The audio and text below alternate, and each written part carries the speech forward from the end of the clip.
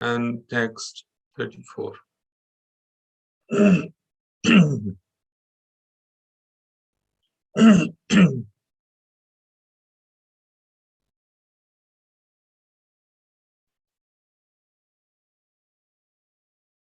So, can we record it on the computer or not? I believe this is being... Yes, Prabhuji, it's getting recorded in YouTube. Okay, can we record on the computer or not? On laptop? Just on YouTube, Prabhuji, not on laptop. Okay.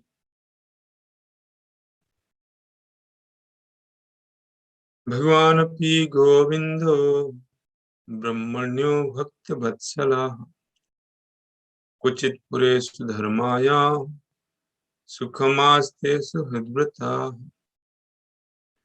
Bhagavanapi Govindo Brahmanyo Bhakta Vatsala Kuchit Pureshu Dharmaya Sukhamaste Suhadvrata Bhagavanapi Govindo Brahmanyo Bhakta Vatsala Kuchit Pureshu Dharmaya Sukhamaste Suhadvrata.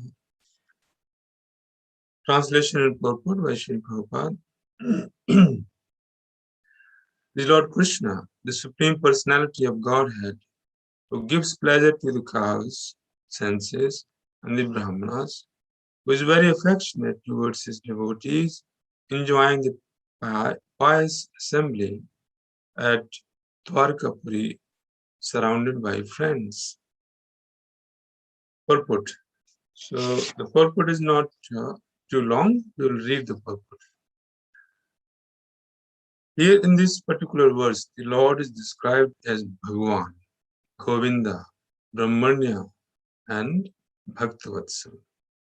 He is Bhagavan Swayam, or the original personality of Godhead, full with all opulences, all power, all knowledge, all beauty, all fame, and all renunciation. No one is equal to or greater than him. He is Govinda because he is the pleasure of the cows and the senses. Those who have purified their senses by devotional service of the Lord can render unto him real service and thereby derive transcendental pleasure out of such purified senses.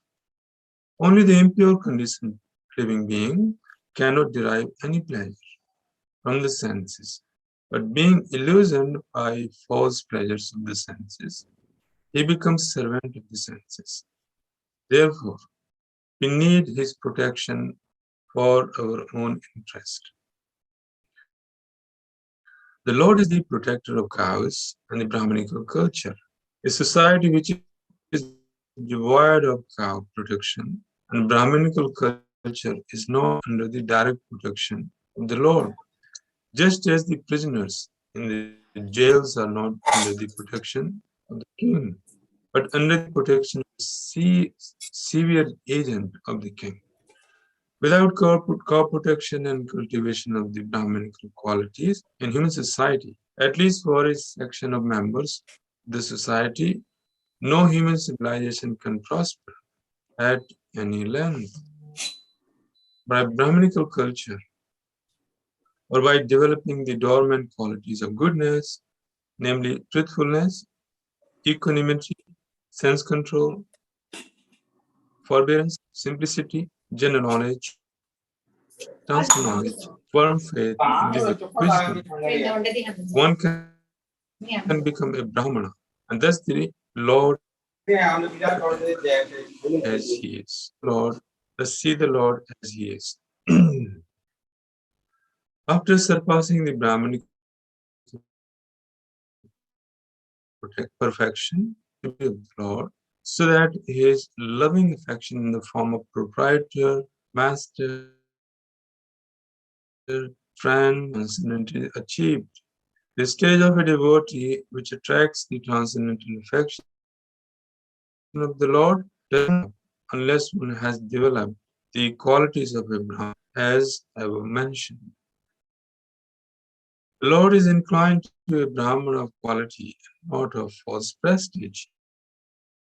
Those who are less than a Brahmana by qualification cannot establish any relation with the Lord. Just as fire cannot unless there is wood, although there is a relation between wood and the earth. Since the Lord is all perfect in himself, there could not be any question of his welfare, and Maharaja Yudhishthira refrained from asking this question. He simply inquired about his residential place, Dwarkapuri, where pious assemble. The Lord stays only where pious men assemble and takes pleasure in their glorifying the supreme truth. Maharaja Yudhishthira was anxious to know about the pious men and their pious acts in the city of Dwarka. Hare Krishna. So, we'll chant more prayers. Om Jnanatimrandhasya Jnananjan-shalakaya Chakshunmilitamena Tasmai Shri Guruve Namah. Shri Chaitanya Manobhishtam Sthapitamena Bhutale Swayam Rupa Kadamayam Dadati Sapadantikam Vandeham Shri Guru Shivpadikamalam Shri Guru Navascha Shri Rupam Sagrajatam Vitam Tam Sajivam Sadvaitam Savadhutam Parisahitam Krishna Chaitanya Devam Krishna Padam Sahagalita Shiva Shakhanvitanscha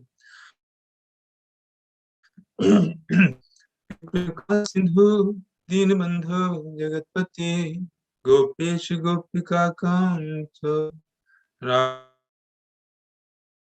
Kanta Chaurangi Radhe Vrindavaneshwari Vrishabhanusuti Devi Pranami Hari Priye Vanchakalptarubhayasya Kripasindubhyevacha Patitanam Pavanebhyo Vaishnavebhyo Namo Namah.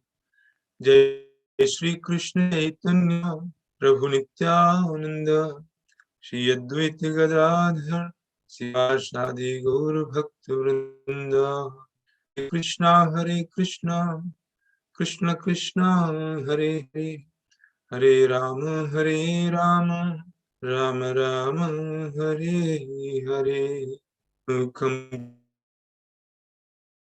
Karoti Vacham Pangum Langyate Girim Yat Kripatamaham Vande Paramananda Madhavam Krishna Sudhamupgate Dharma Jnanadibhi Sa Kalo Nashtidrshamesha Puranarko Dhano Mudita. Verse in the translation.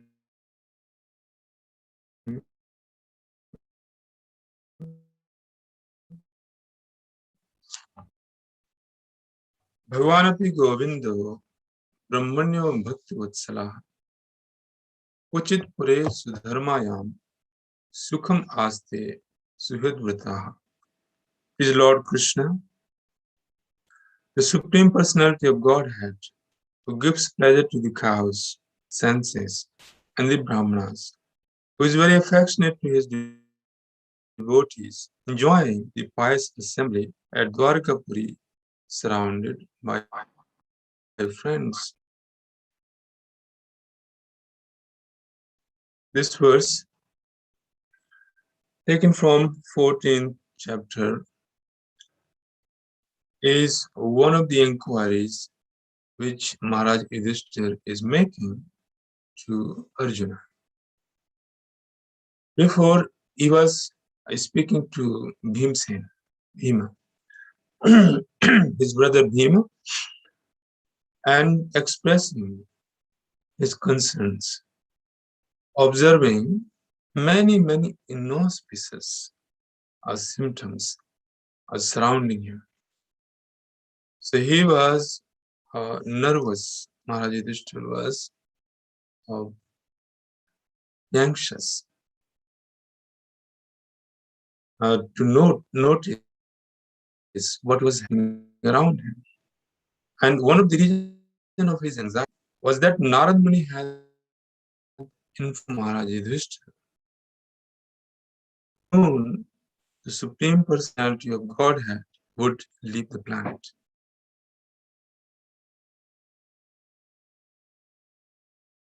Anxious Maharaja Yudhishthira was feeling.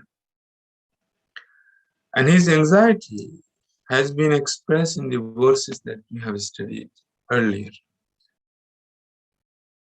He is noticing that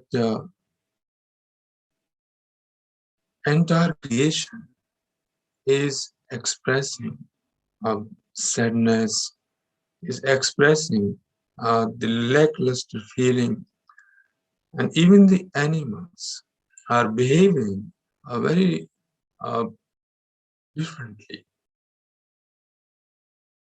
What to say about animals and the atmosphere, even the deities in the temples were crying, shedding tears. So Maharaj used to notice that something is wrong, something inauspicious has been or about to happen.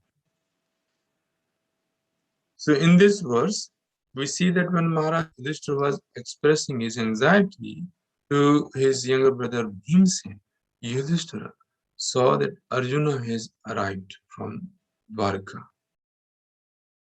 But he's looking completely pale, dejected,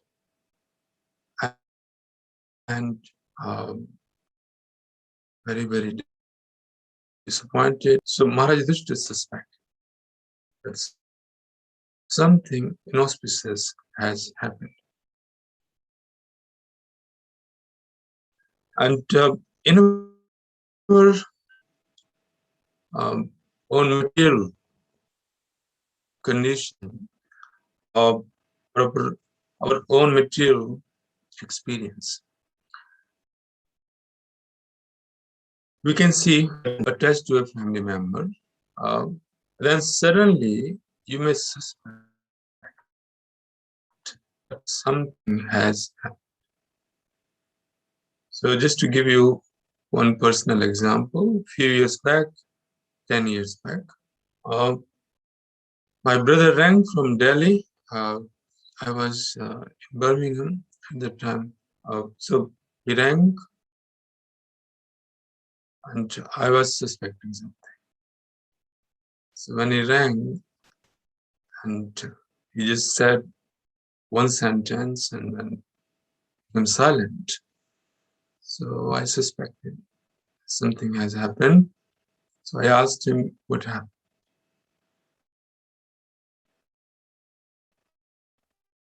See, there is no more. Our father has died. So I also became silent. It is such a devastating news. But somehow I tried to compose myself and then asked him where his body is, asked him, wait for me and keep his body until I come back from England. So I flew from England. I took the earliest flight, went to Delhi, and somehow they had kept his body intact. Now, in a modern day, you can keep the body for many days. So this is just one example of a devastating news. But before that was suspected, because he has not contacted me for a long time, and father's health was deteriorating. So such anxiety are very, very intense. I remember out of anxiety, I couldn't sleep all night because my flight was in the morning. But entire night, I was unable to sleep.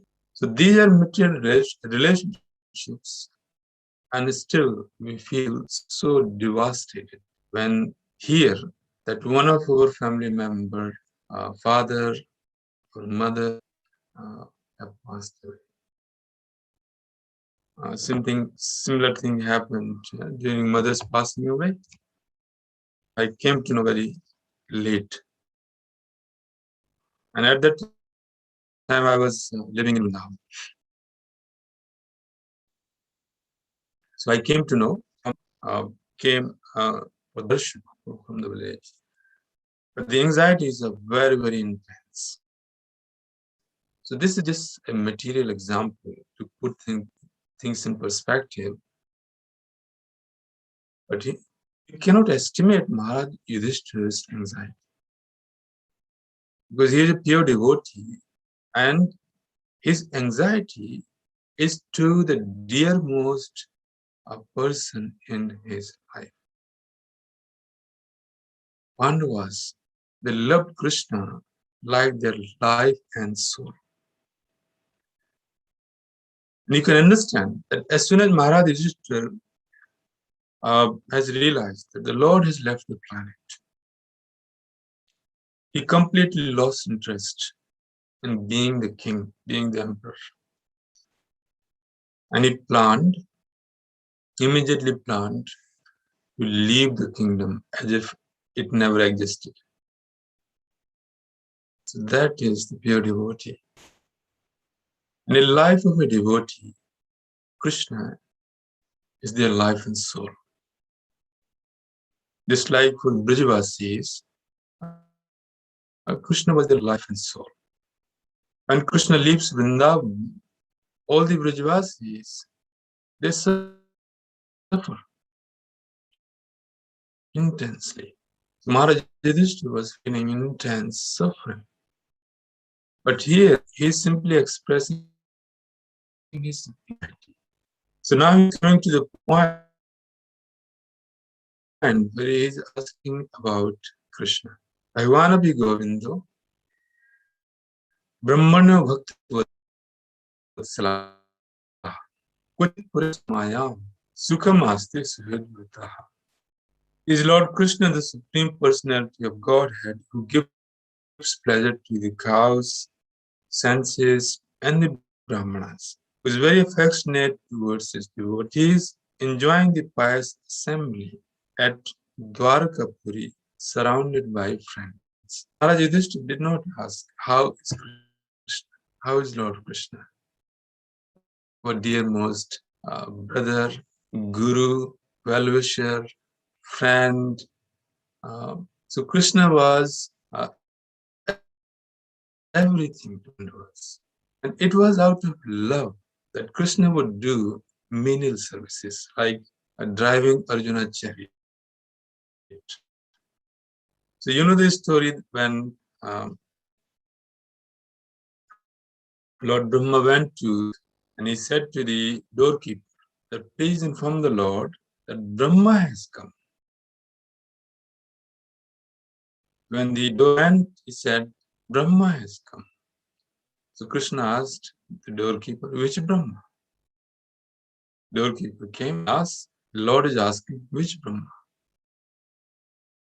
So Brahma was completely perplexed. What? The Lord is asking, which Brahma? Are there many Brahmas? 1, 2, 3, 4 Brahmas? I'm the only Brahma. That was not true. That please say to the Lord that Brahma, the father of Sanat and Sanatan, Sanandan Sanat Kumar, gatekeeper went said, father of Sanakadi Rishis has come. Then the Lord says, okay. And when Brahma went inside the assembly, Dharma Sabha, there he saw there were Brahmas who were much, much greater than him and had many more heads than him. 8 heads, 16, 32, 64. So Brahma was looking like a rabbit in front of the elephant, his position. So here we see that Maharaja Yudhishthira and the Pandavas, they loved Krishna. But it was out of love for the Pandavas that the Lord would do many, many menial services. He would become their messenger. He would drive the chariot. He would go to Hastinapur and touch the lotus feet, touch the feet of Maharaja Yudhishthira. Because Maharaja Yudhishthira was older than Krishna. But in this verse today, Maharaja Yudhishthira is addressing Krishna as Bhagavan, Bhagavan Api Govinda. So the definition of Bhagavan has given by Parashar Muni, the father of. He says, Aishwaryasya samagrasya viryasya yasasa shriya jnana vairagyos chaiva Nam bhakti. So Jnana Vairagya, this word Bhagavan has come from Bhag. So Maharaj, Parikshit Maharaj is listening to Śrīmad-Bhāgavatam from Shukdev Goswami. And here we say that the Lord has been addressed as Bhagavan Api. So Maharaj Parikshit knows Krishna is Bhagavan because he has first-hand experience. Krishna being the Supreme Personality of God. And what was that first-hand experience Maharaj Parikshit had? That he was saved in the womb of his mother by the Supreme Lord when he was attacked by Ashwatthama through his Brahmastra. So he had seen Lord Krishna in the womb of his mother, Bhagavan. The Lord was protecting Maharaj Parikshit in the wombs of Uttara with his Gada. And when Maharaj Parikshit was born, he looked at that personality, Bhagavan. So Parashar Muni is defining what Bhaga means. Because this word Bhagavan is coming from Bhaga. One means one who is possessing.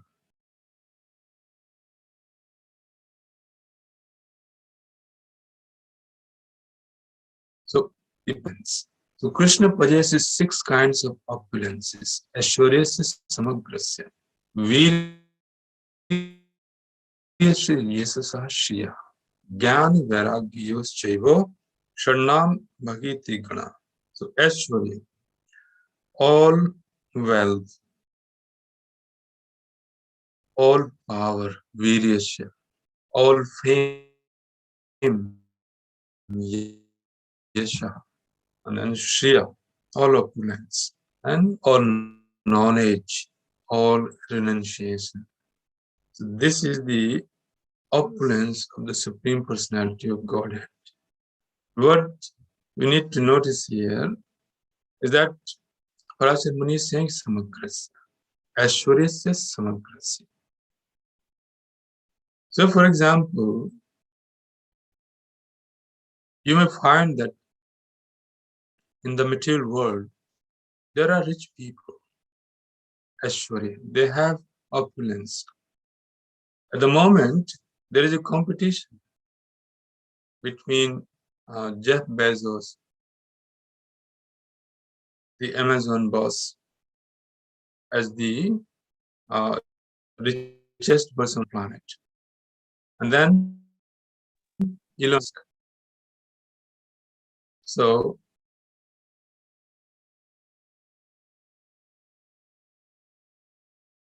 sometimes we hear that Elon Musk on it, Jeff Bezos. So both are competing for the position of the richest person on the planet.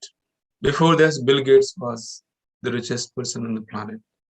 He is still one of the richest persons on the planet. But none of these people can claim that they are the richest person on the planet and will remain so always. No? Bill Gates used to be the richest person on the planet, but he is not anymore.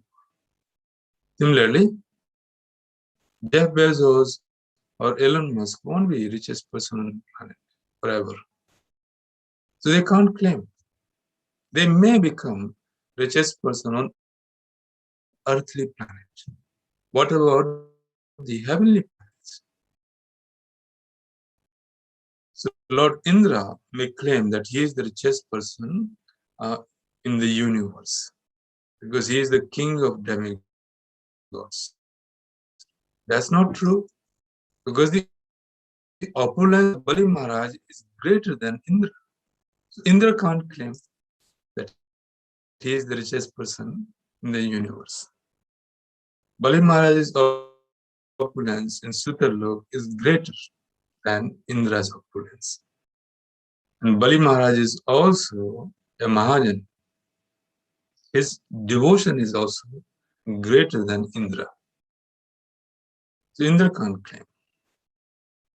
So the example we have just seen are the material examples in the material world. Nobody can claim that they are the richest person, that they are the most beautiful, that they are most knowledgeable. No one can claim. So when you find a person who is the topmost reservoir of all these six opulences, that is Bhagavan. Therefore, Parashar Muni is giving the definition as that Aishwaryasya Samagrasya, all opulence, all richness, all wealth, yes, all power was on the planet 5,000 ago. Nobody could defeat. Imagine, he's a young boy, 11 to 12-year young boy. And he went to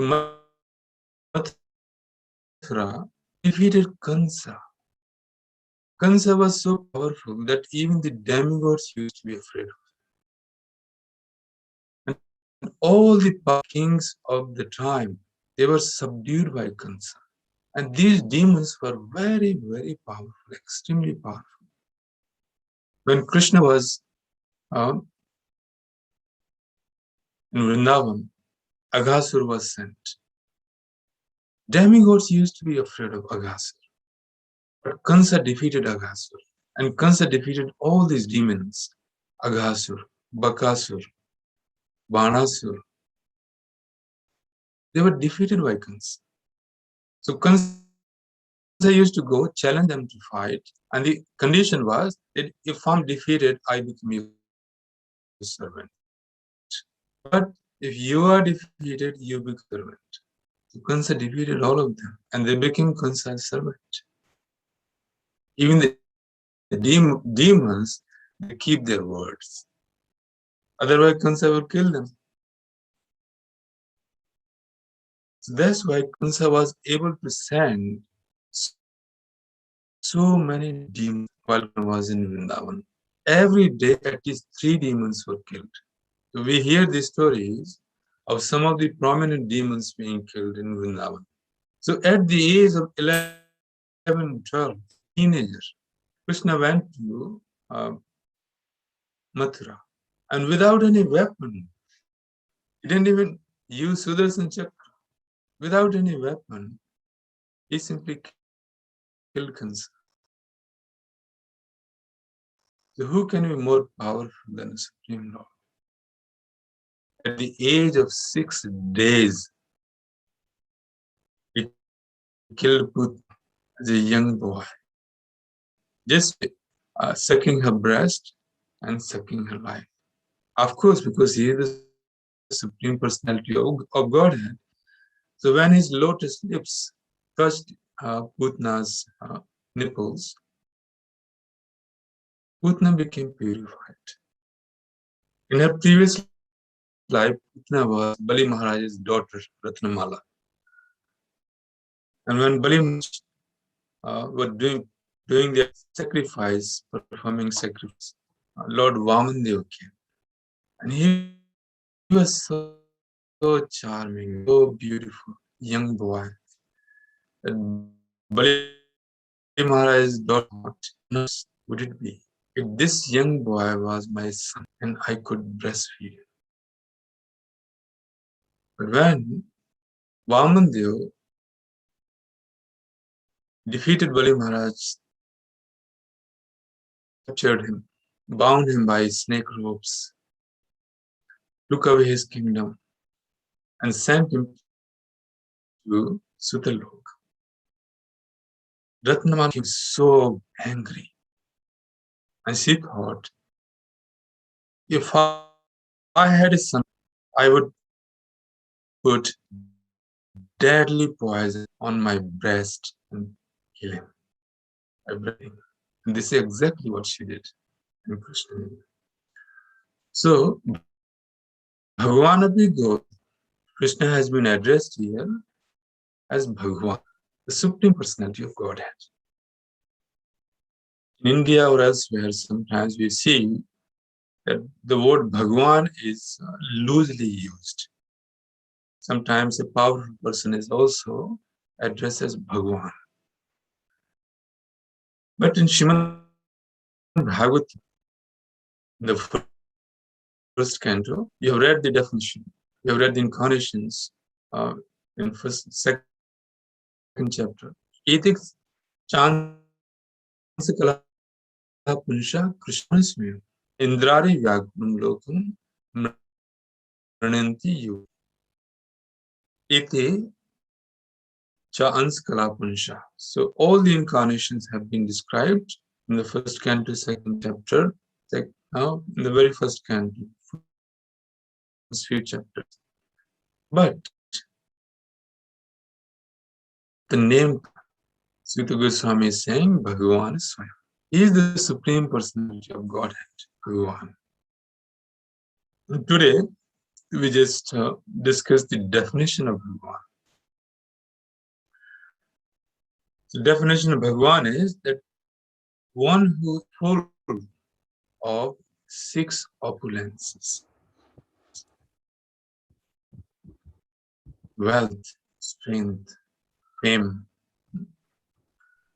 power, fame, and knowledge, renunciation. The one who is complete.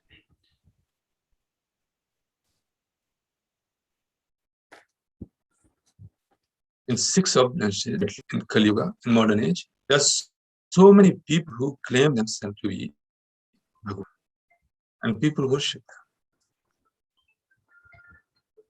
A few years back, once Bhagavan died, he had 6 million followers around the world. Hello. हाँ पंडित जी नमस्कार. So Krishna is Bhagavan. Krishna is the Supreme Personality of Godhead, full with 6 opulences. That's few years back, one so-called Bhagavan died, and many back, one reporter asked this so-called Bhagavan. He said, "Your followers, they worship you as Bhagavan. If you are God, why don't you solve the problem of petrol in India?" Do you know what he responded? He said, "No. I make petrol, I can make petrol out of seawater. I don't want to do it. Because if somebody puts a match in the seawater, the entire earth will blow up. So I cannot do it. So such foolish Bhagavan sometimes deceive people. But Krishna is not like that. He is Bhagavan from his very appearance. He appeared in front of Mother Devaki with his 6 opulences in Chaturvus form. So Bhagavan api Govinda.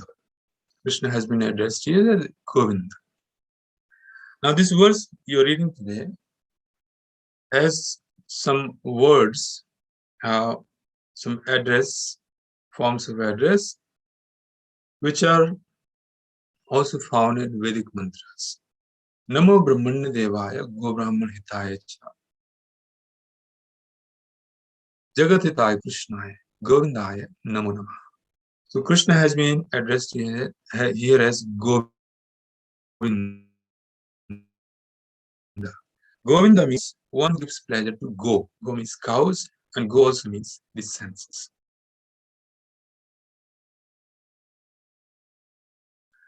So in order to gain pleasure by using our senses, just like when we are children, when we grow up as children, we start to experience the pleasure by putting things in our mouth. So children are always putting things in their mouth. Sometimes they put nice things, sometimes they put not so nice things. Even Krishna, as a young boy, imitated these characteristics of young children, putting things in their mouth. So from the very childhood, we learn to experience pain and pleasure through our senses. We have 5 working senses and 5 knowledge acquiring senses. So working senses are Jivya, Netra, Karna, Nasika, Tvacha. Tongue, eyes, ears, nose, and Tvacha. So Jivya, Netra, Karna, Nasika, Tvacha. And then touch, sense of touch. Then we have 5 working senses. The working senses are your hands, legs, and anus, genitals, and the tongue. So we got 10 senses to experience pain and pleasure. Now, in conditional life, we develop this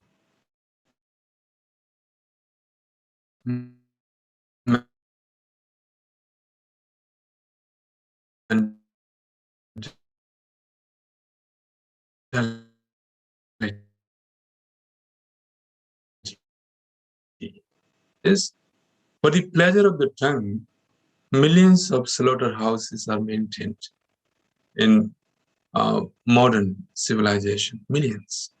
If you calculate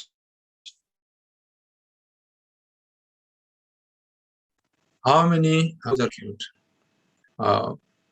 goats are killed on a daily basis, horrific figure, horrific. Then other countries and other countries, people eat anything, like in China or Korea or Japan. In some places of Japan, they eat raw flesh. So why all this killing of animals? Brutal killing of animals.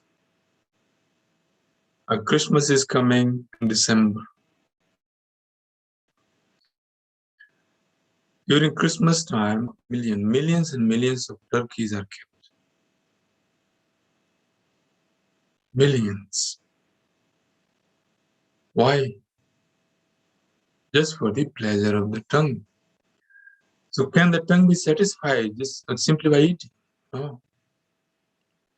We have been eating from our very childhood. Is the tongue now? It's not. You have eaten yesterday. You would eat today.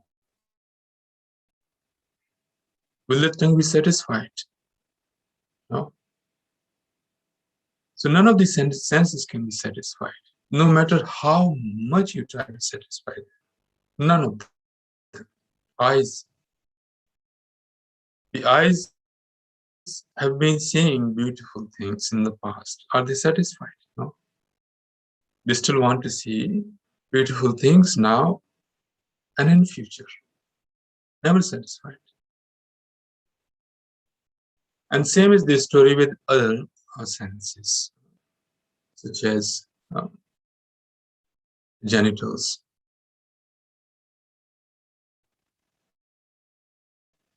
So, are any of our senses satisfied? No, they're not. We have been trying to satisfy them.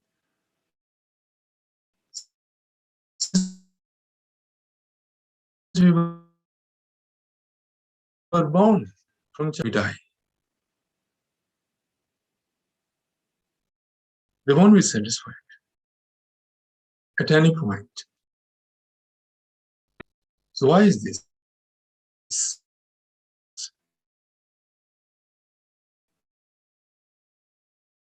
The reason is that with the things which cannot satisfy the senses, we are trying to satisfy the senses which are dull by nature. Senses are dull by nature. Dull in the sense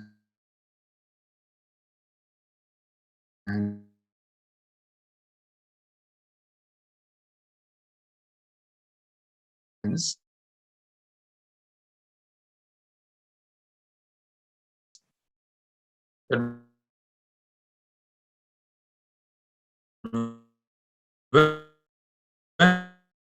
when the body, genitals, everything is no more trying to satisfy them. They won't give any pleasure to that person. So who was that person trying to satisfy the senses? That was the soul. The soul is gone. The senses are still there, but they are dull. So the senses are dull by nature. So when the dull senses are given the dull material things to satisfy them, they can never be satisfied. But if we engage our senses, dull senses, in this service of Krishna, then they become satisfied, fully satisfied. So, Sri Rupa Goswami is giving the definition of bhakti. He says, Rishikena, Rishikesa Sevanam Bhakti Ruchite. When the senses, Rishik, are engaged in the senses, Rishikesh, and that is called bhakti. Sarvapadi vinarmuktam, tat paratvin nirmanam, Rishikesha,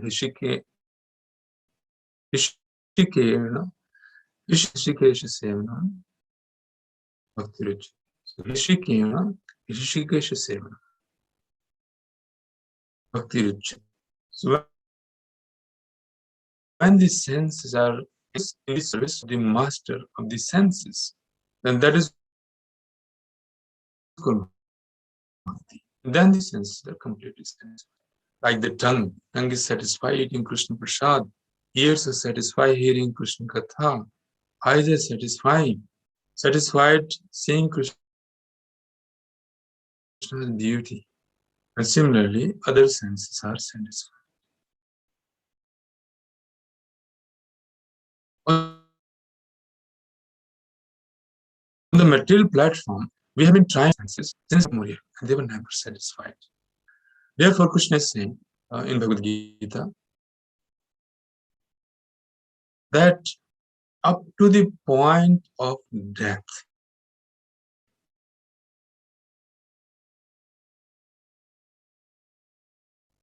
one can control the senses, even at the point of death. And such a person becomes happy. So we have developed this misunderstanding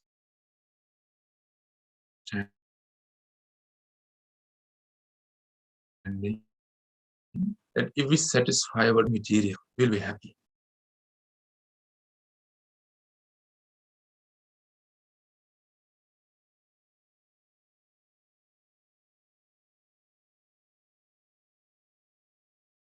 The reality is diametrically opposed. Senses in the service of the master of the senses, then the senses would be satisfied.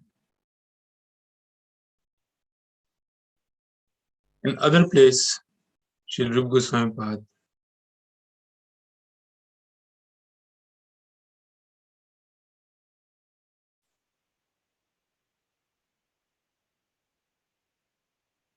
is explaining Swami is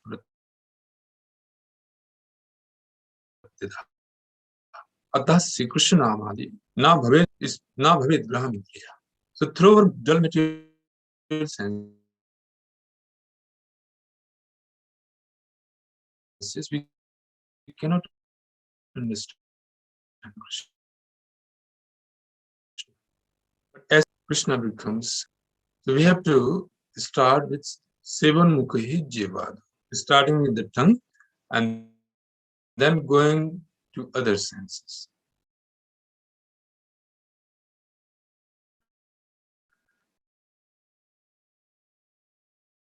Hare Krishna, can you all hear me clearly? Yeah, Hare Krishna. Prabhuji, it's clear now.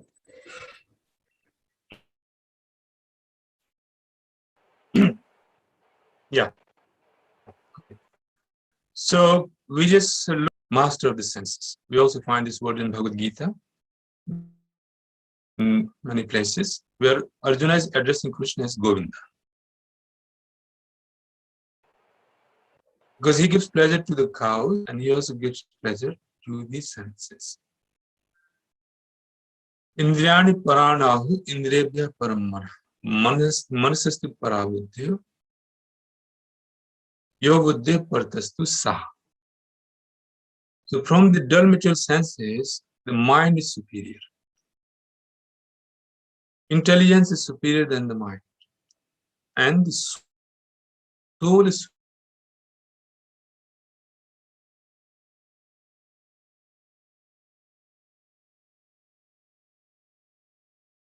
superior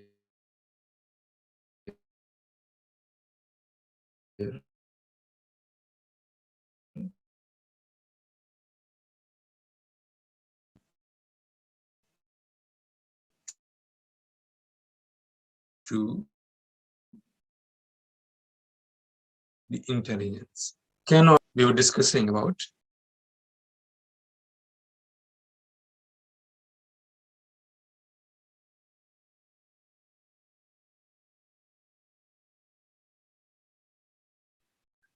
Hare Krishna. I think we lost the connection. Can you all hear me? Yes, Prabhuji. We can hear now. Yes, Prabhuji. Okay. All right. So, Bhagavanapi Govindu Brahmana Bhaktavatsala. So, Krishna is Govinda. Ishvara Parama Krishna Sachidananda Vigraha. Anadi Radhir Govinda Sarvakaran Karan.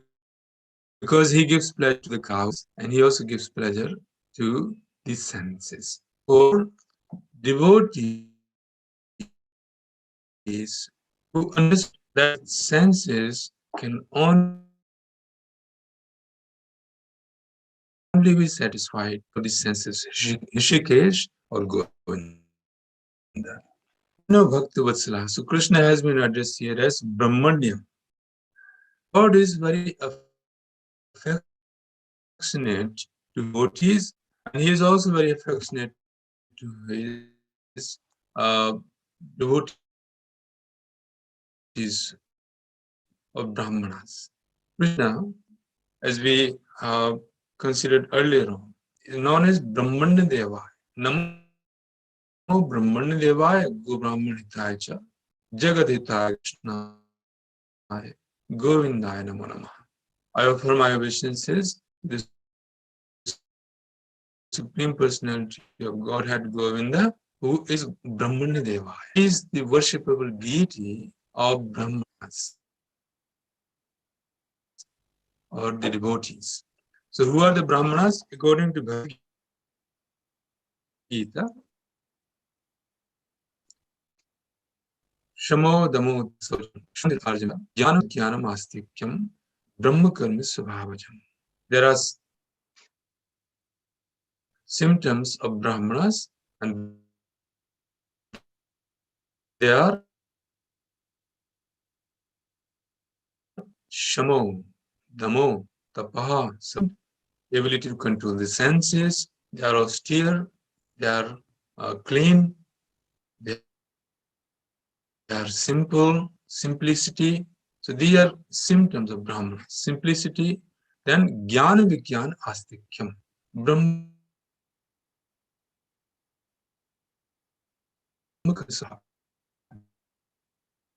knowledge, realize knowledge, and Astikyam. Firm faith, firm belief are symptoms of Brahmanas as described in Bhagavad Gita. Brahmanas are very dear to the Lord. In his incarnation as Lord Ram, the Lord went to forest for 14 years. What was he doing? He was going to all these Brahmanas, Brahman rishis, these Brahma rishis, and blessing them, taking their association, blessing them. He goes to Atri Rishi, Anasuya, Mother Anasuya. Then he goes to many Brahmanas, Bharadwaj Rishi, Atri Rishi. In 14 years, the Supreme Lord, Sri Ramchandra, he was going to the hermitages of Brahmanas and satisfying them. So during the period, 14 years exile, one time the Lord went to a forest and he found there was a big mountain of human bones. So the Lord inquired, what is this? Then the rishis told him, dear Lord, these are the bones of the rishis who have been killed and eaten up by the demons, particularly the followers of Ravana. Lord Ramchandra became so enraged. A whole mountain of bones. So these demons, their favorite food was to hunt the rishis and eat their flesh. And so many rishis were killed by the demons that there was a whole mountain.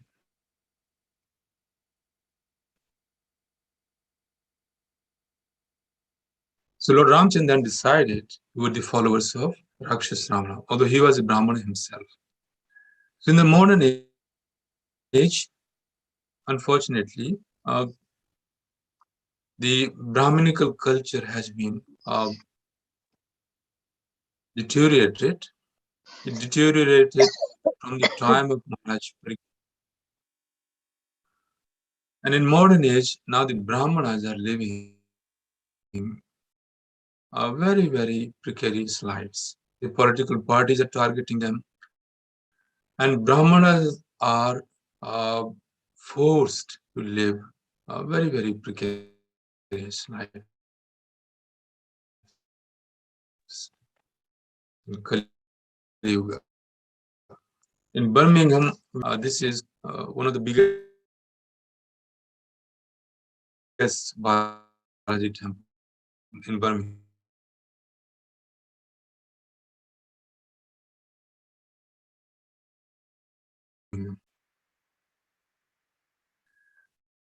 So they have pujaris, the Vedic culture. So I think I lectures. He told me that in their family, if there are two sons,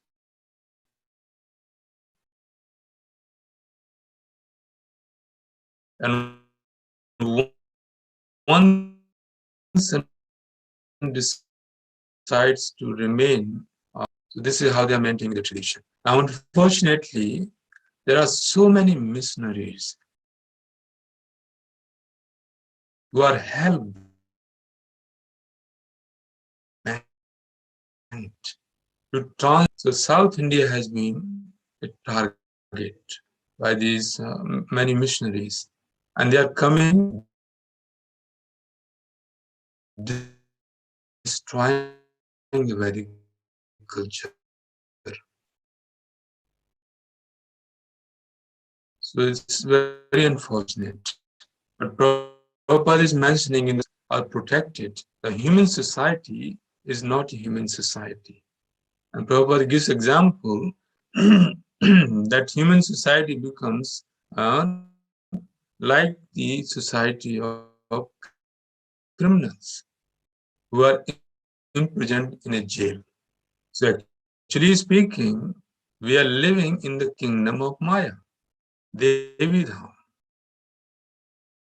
Golok namni nijadhamni tale chatasya Devi Mahesh Haridham Suteshu Tete Prabhavani Chabhita Shena Govindamadi Purusham Tamham Bhajami. But Brahma is saying that underneath the topmost planet Golok Vrindavan, there are Vishnu Lokas, Shiva Lokas, then Devi Dham. So all of us, we are the resident of Devi Dham. This is the Durga planet of Durga Devi. Not only the planet, this is the universe maintained by Durga Devi. So we are the residents of Devi Dham. And Durga Devi is protecting her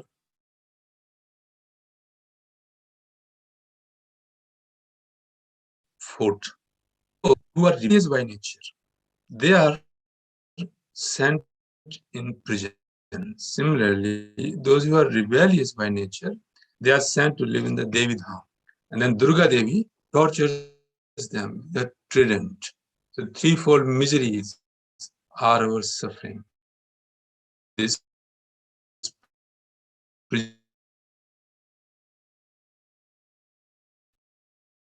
Bharat Abhyuthanam Dharmasya Tadatmanam Srijamyam Paritranaya Sadhunam Vinasaya Chadus Namo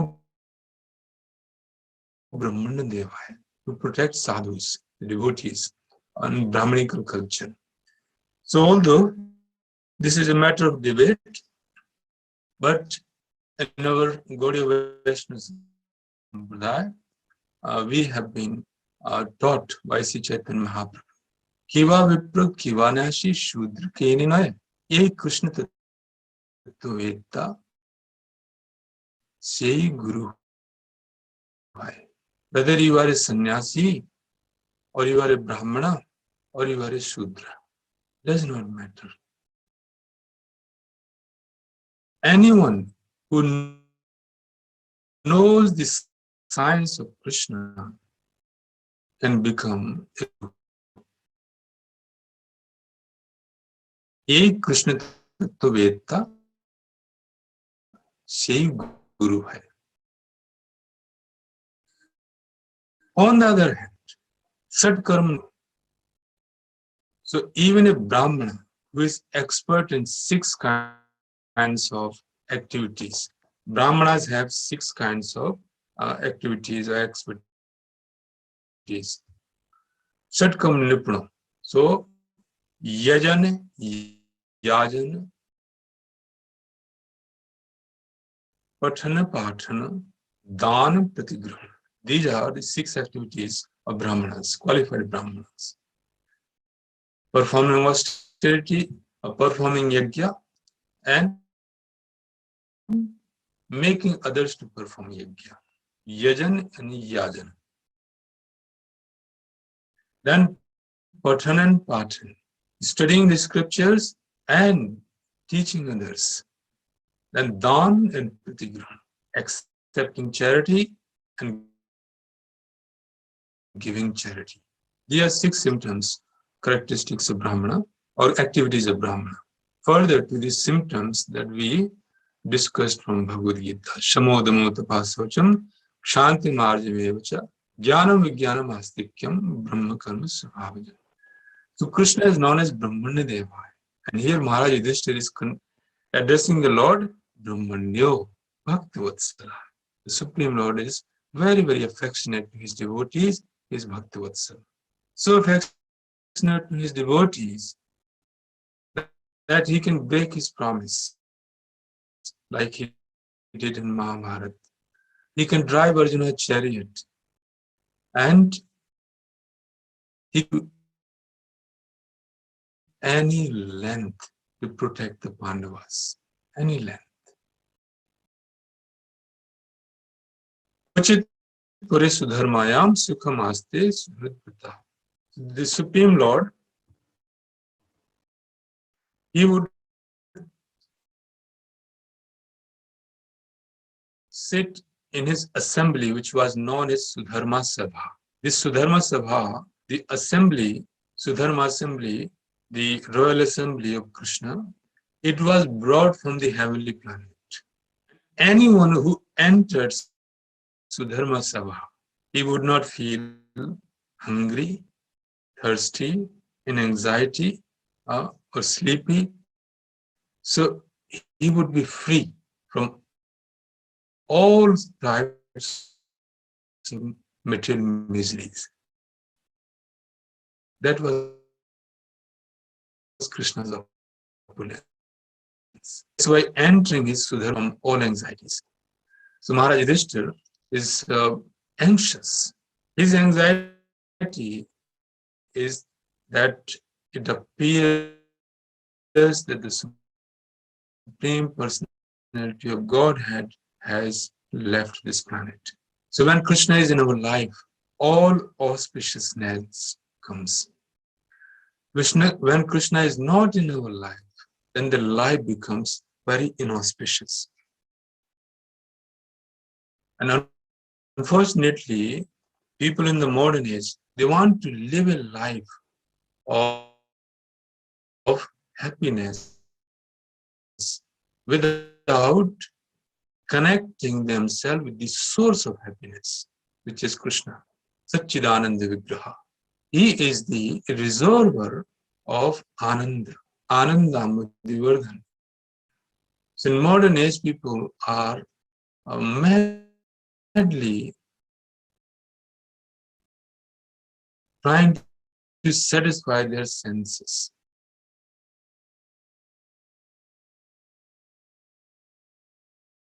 And this is not working. We cannot satisfy our senses at any point of time.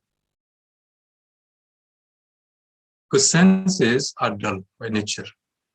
And the senses become active only by the presence of the soul, which is spirit. So the spirit is there, and therefore the senses are active. When the spirit leaves the sense, it won't be active. So satisfying the senses is not going to satisfy the soul. The soul will be satisfied when we engage the senses in the service of the master of the senses, Govinda. So just like millions of cows in Vrindavan were grazed by the Supreme Lord, and they were completely satisfied by looking at the lotus face of the Lord, by hearing his voice, by hearing his flute, and by being caressed by him. So the Supreme Lord was looking after the cows. It's only personality who can give us pleasure. So Krishna consciousness brings auspiciousness, and going away from Krishna brings inauspiciousness. So Śrīmad-Bhāgavatam has been introduced in the human society by Lord Vyasdeva, and in the modern age, Sri Chaitanya Mahaprabhu by Srila Prabhupada, to bring auspiciousness in our lives. So I think we'll stop here. It's been some time speaking. So just to summarize, in today's verse, we see that Maharaja Yudhishthira is already anxious. Although in his heart of heart, he knows that Supreme Lord might have left the planet.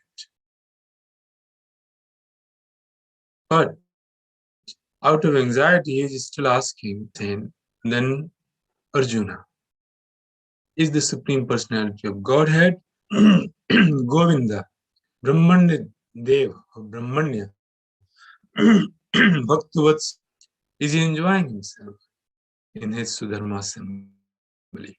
In another words, he wants to know, is Krishna still on the planet? And you will hear the answers in coming verses. Hare Krishna.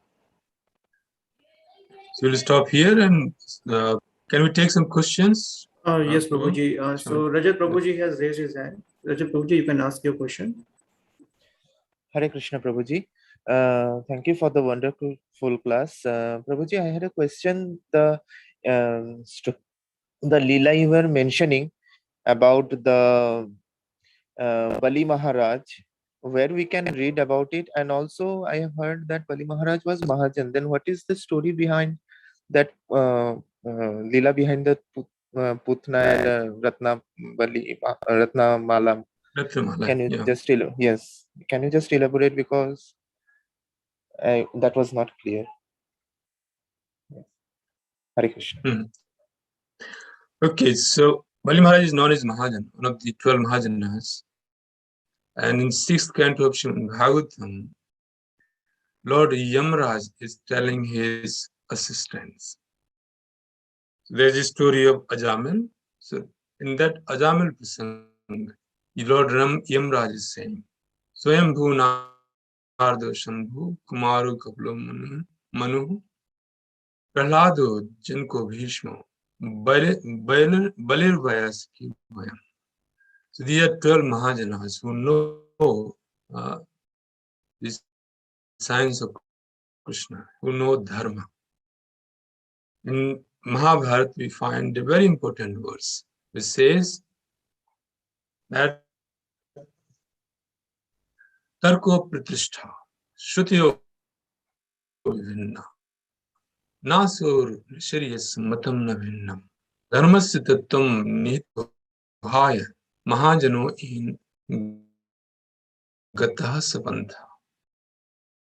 That we cannot through logic and argument, Tarko Pratishta. Then Shrutiyo Vivinna.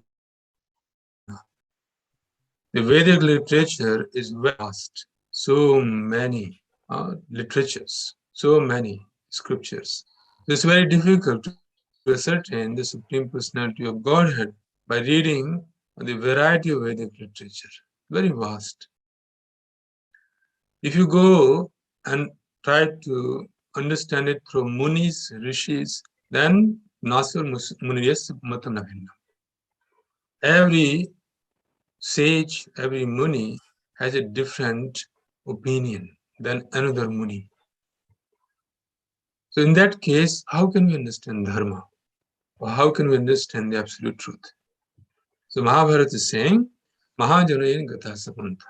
Dharmasya Tattvam Nihitam Guhaya Mahajano in Gata Sapantha. Therefore, we must follow the path which has been traversed by Mahajan, the great devotees. So Bali Maharaj is one of the Mahajan who knows the science of Krishna.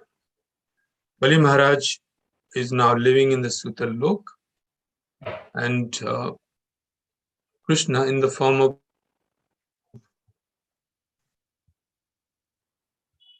Vamdeva, he took away from Bali Maharaj just by taking 3 steps of land. He went to the assembly of Bali Maharaj, asked Bali Maharaj to give him 3 pieces of land as a son of Kashyapani and Aditi. Bali Maharaj was very devoted to Brahmanas. Bali Maharaj is the grandson of Prahlad Maharaj. So he promised to give. Sukracharya forbade him. He said, "This is Vishnu. He has come here to cheat you. So don't promise that you would give him 3 pieces of land." Vamandev wanted only 3 steps of land.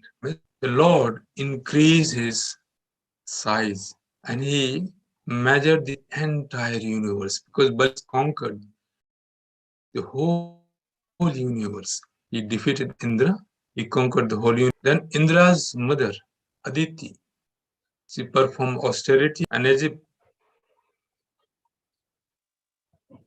result of austerities, then he appeared. So his mission was to give Indra's kingdom back to him. But the Lord did not want to fight Prahlad Maharaj.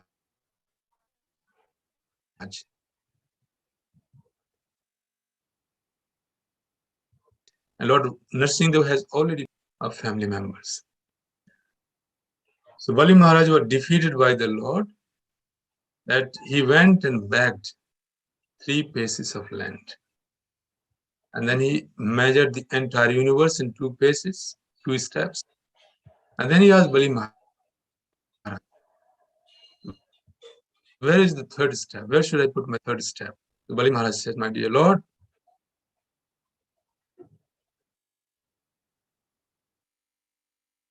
you can put your 3rd step on my head." Lord put his 3rd step on his head and then sent Bali Maharaj to the Loka, Sutal planet.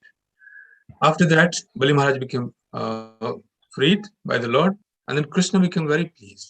Vamandev became very pleased, and he said to Bali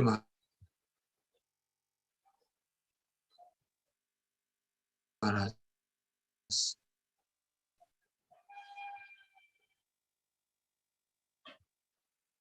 that you have conquered me by your devotion, Bhagavatam. Okay. Prabhu. Yeah. Thank you, Dr. Any other question? Or Hare Krishna Prabhuji. Dayal Prabhu has raised his hand. Dayal Prabhu, you may ask your question. Thank you, Prabhuji. Hare Krishna, Prabhuji. Dandavat Pranam. Am I audible, Prabhuji? Yes, Prabhuji. Yeah, Prabhuji, my question is, from today's class, we have learned that dull senses Hare cannot Krishna. satisfy. Today's discourse, we have learned that the dull senses cannot satisfy the soul. And the satisfaction of the soul is attainable only by serving the Supreme Lord. To see this today's learning from against the background of the soul itself falling down from the spiritual world to the material world in the first place, because it's expressed this desire to enjoy independently of Supreme Lord. So that's the reason soul falls down to the material world. So how do we understand this contradiction? 1, Prabhuji. And 2, in the body itself, irrespective of any type of body, the senses, the dull senses revives its pleasure in contact with the dull material objects. But this energization happens only due to the presence of soul. So is it the soul which energizes the dull senses to enjoy, or is it the subtle senses which invokes that pleasure? How do we understand this entire gamut, Prabhuji? Thank you. Okay, so let's look at your first point.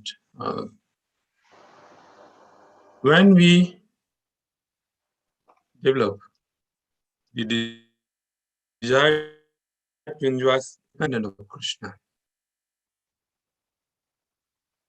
Then we come to the material platform.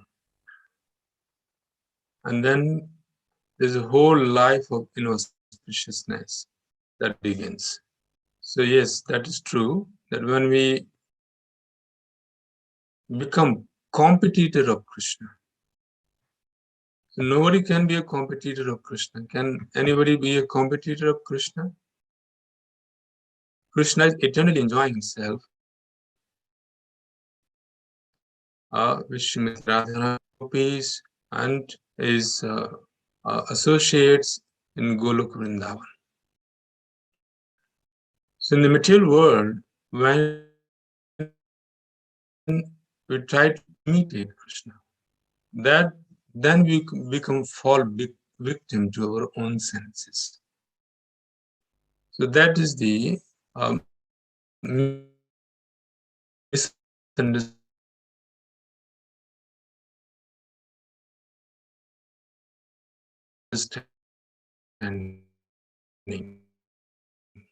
Paranyahur indriyabhya panam mana mansastu parabuddhe yo buddhe paratastu saha. So material senses are dull, then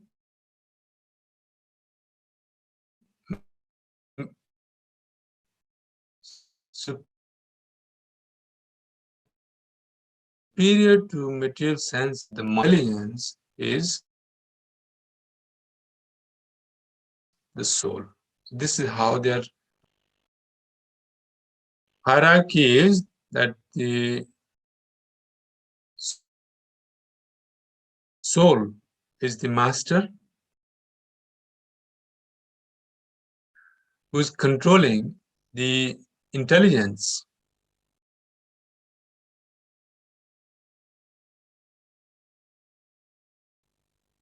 Okay, can you hear me now? I think the voice was breaking. Yes, Prabhuji. Now, Are you able to hear me now? Yes, Prabhuji. Now I am able to hear it, Prabhuji. In between, whatever you had said a few seconds before, it was not audible. Okay. So the soul is the master of intelligence, mind, and the senses. Let's look at one example from the Upanishads. That the body is considered to be like a chariot. 5 senses are 5 horses. Mind is the rope which is connecting the driver, which is intelligence, and the traveler is the soul. So that's our relationship of the soul with mind, body, and senses. Senses are like the horses, mind is the bridle, the rope, intelligence is the driver, and soul is the traveler. So if the horses, the senses, go wild, what will happen? And the mind becomes loose. Intelligence becomes bewildered. What will happen? We'll be in trouble. Isn't it? We'll be in trouble. So similarly, modern civilization is teaching that you should satisfy and let your senses go wild. This is what the modern civilization is teaching. Let your senses go wild. But if the horses are allowed to go wild and mind becomes loose, intelligence bewildered, what will happen to the traveler? The traveler will end up in deep trouble. So this is exactly what is happening to us in modern civilization. That people are uncontrolled, their intelligence is bewildered, and therefore they are marching with a great speed to a very degraded, hellish life. So this is what is happening, and this is how the senses, mind, intelligence are situated in a hierarchy. Okay, Dayal Prabhu, does that answer your question? Yes, Prabhuji. Yes, Prabhuji. Hare Krishna, Hmm. Prabhuji. Can we take last question? I have one question. So, Prabhuji, how to overcome personal tragedy by taking example of Yudhishthira Maharaja's teaching, as he was a great devotee of the Lord, and as how Lord has left the Earth planet. So how to Overcome personal manage tragedy. personal calamities? Is what you ask? Tragedy, Prabhuji. Tragedy like Personal tragedies. Okay. So Krishna is all auspicious. Now, when the Lord left the planet, he left Śrīmad-Bhāgavatam. The verse we chanted earlier on from Śrīmad-Bhāgavatam says, Krishno Swadhama Upkate Dharma Jnanadibhi Saha Kalo Nishta Dushamesha Puranarko Adhunadita. So when Krishna left the planet, along with Dharma and Jnana, religiosity and knowledge, so entire planet became dark. The earth became darker. But the same Supreme Lord has also appeared in the form of Śrīmad-Bhāgavatam. So how to manage our personal tragedy? Krishna consciousness is the solution, ultimate solution.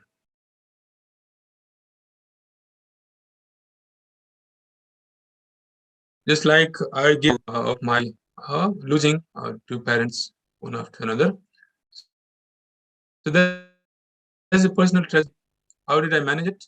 Simply taking shelter of Krishna. I went to Vrindavan. First, I went to Delhi to perform the last rites of my father. Then took his ashes to Vrindavan and put them in Yamuna. Because this is what I did when my mother passed away. I took her ashes and put them in Yamuna. So mother and father again meet in the same place in Yamuna. But then my mind was very dejected. But luckily, when I was in Vrindavan, my spiritual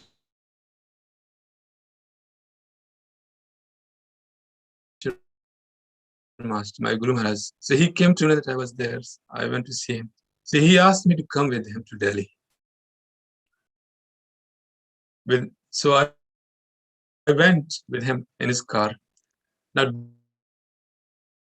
during this 3-hour journey, I was speaking to my Guru Maharaj, taking his association, and serving him, giving him water,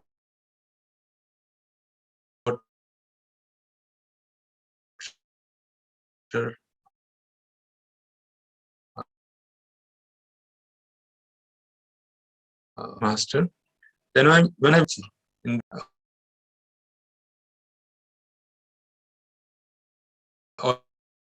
auditorium, so I gave a lecture on Śrīmad-Bhāgavad-Gītā, 24 hours period, having the association of my spiritual master, and then seeing the deities in Delhi, deities in Vrindavan, and my mind became pacified. So that's my personal experience, the personal tragedy. Mind became pacified, completely pacified. And then I went back to Vrindavan, spent some time there, and after a couple of weeks, then I came back to the UK. So when we take to Krishna consciousness, no matter what the tragedy is, we can overcome that tragedy. Look at the condition of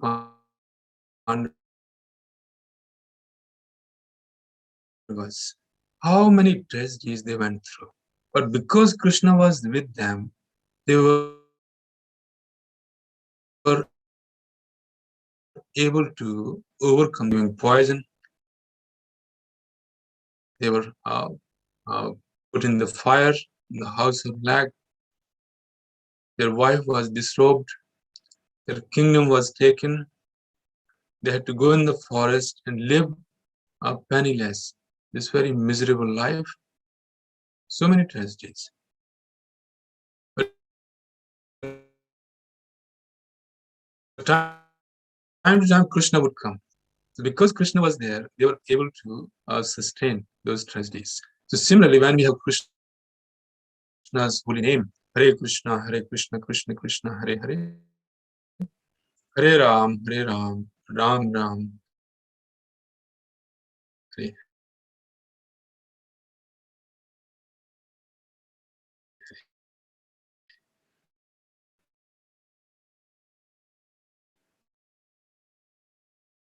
And when we have Śrīmad-Bhāgavatam,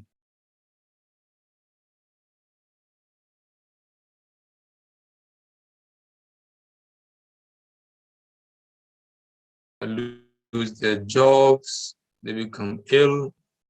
So all sorts of tragedies come. But if they are Krishna conscious, then they can sustain, they can overcome them and become victorious. Okay, Prashant Prabhu. Yes, Prabhuji. Thank you very much. So, thank you, Prabhuji, for yes, Prabhuji.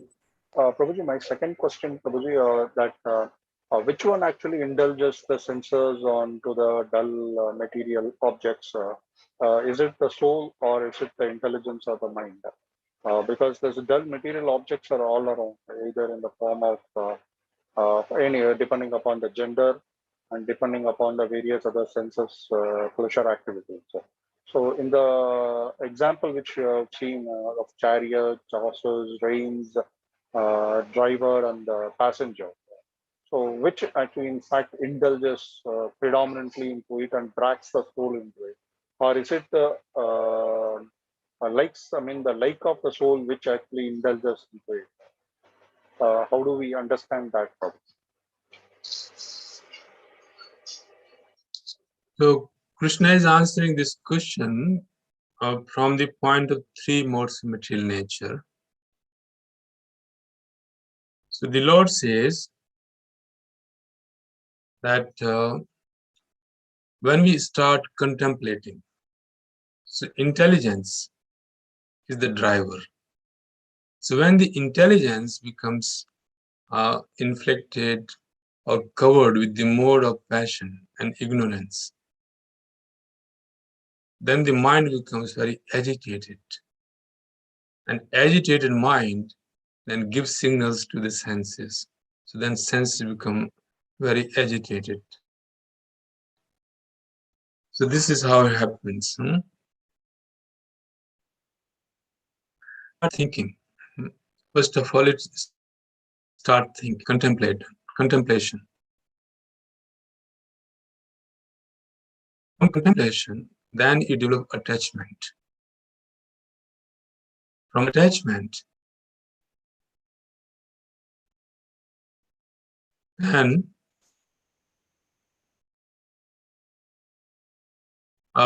we become implicated in either losing our intelligence or becoming angry. So the verse in Bhagavad Gita, there are two verses that explain this process.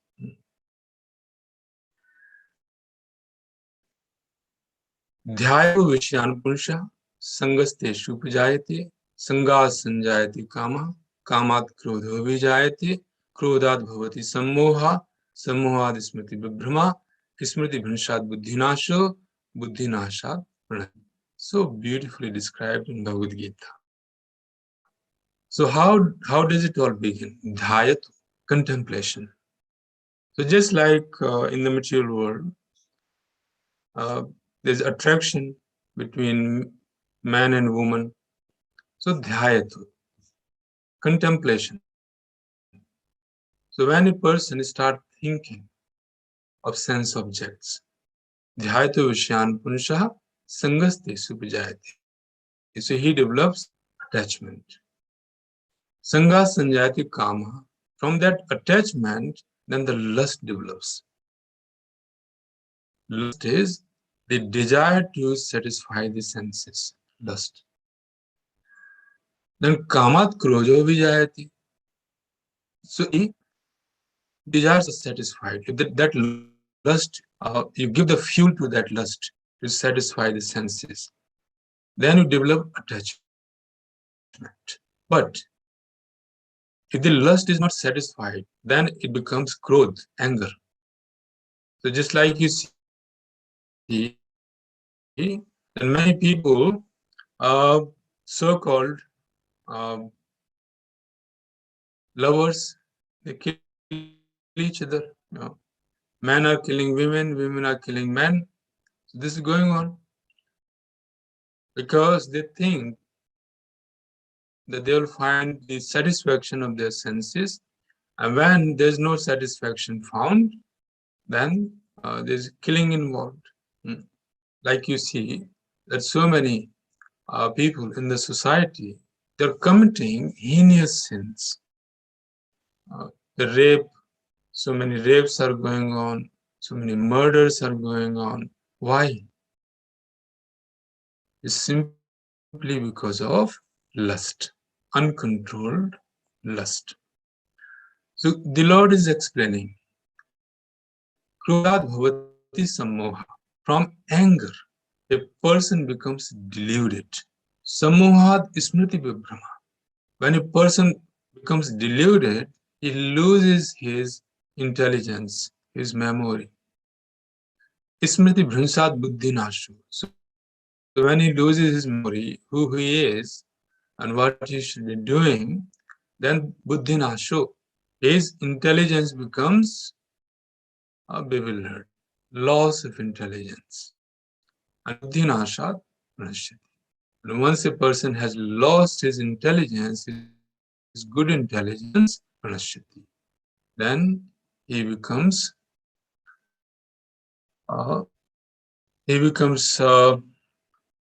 finished really. He becomes completely senseless and destroys himself or herself. That's the progress. It all starts with the thinking of satisfying the senses, and then to the point of completely devastating your life. Okay, Prabhu.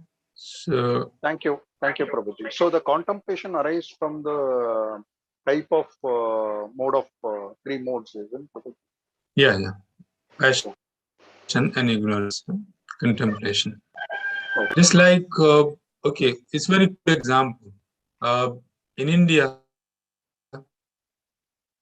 we are hearing that this porn industry is booming. So people are contemplating. And as a result of this contemplation, they are committing sins. And then that is reflecting in their personal lives, characters, that people are losing senses. They're losing good intelligence. So I just don't want to really elaborate on this, but this is a crude example, crude example. In the Western countries, this has been there, but in the Western world, there are some regulations, but I think in modern day India,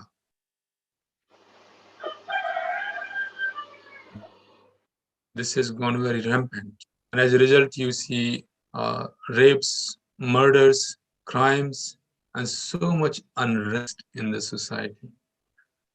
So all this can be cured if we simply take to Krishna consciousness seriously. Just like in the 1960s, the Americans, the young generation was rebelling and becoming hippies. So when Srila Prabhupada came to America, that was the height of hippie culture. But Prabhupada gave them Krishna consciousness and their lives became auspicious. Hare Krishna. I think we'll stop here. It's been more than an hour. So, final comment or question? Then I think we stop here. Hare Thank you, Krishna. Prabhuji. Thank you, Prabhuji. Dandavat pranam, Prabhuji. Hare Krishna. Hare Krishna, Prabhuji. Thank you, Prabhuji, for giving your precious time and for wonderful association. So today's class was a very detailed Q&A session. So here we will offer Vaishnava Pranam and conclude today's session. Vancha kalpatrubhyascha kripa sindhubhaivacha patinam pavane Vaishnave bhayo namo namaha Ananta Koti Vaishnavi Sheshe Radha Kuj Bihari Bhagwan ki jai Sheshe Gaur Nitai ki jai Srila Prabhupada ki jai Nitai Gaur Premananda Hari Hari Bol. All glories to the assembled devotees. Hare Krishna. Hare Krishna. Hare Krishna. Hare Krishna. Śrīmad-Bhāgavatam ki Jai. Jai. jai. Jai. Srila Prabhupada ki Jai. Jai. Jai.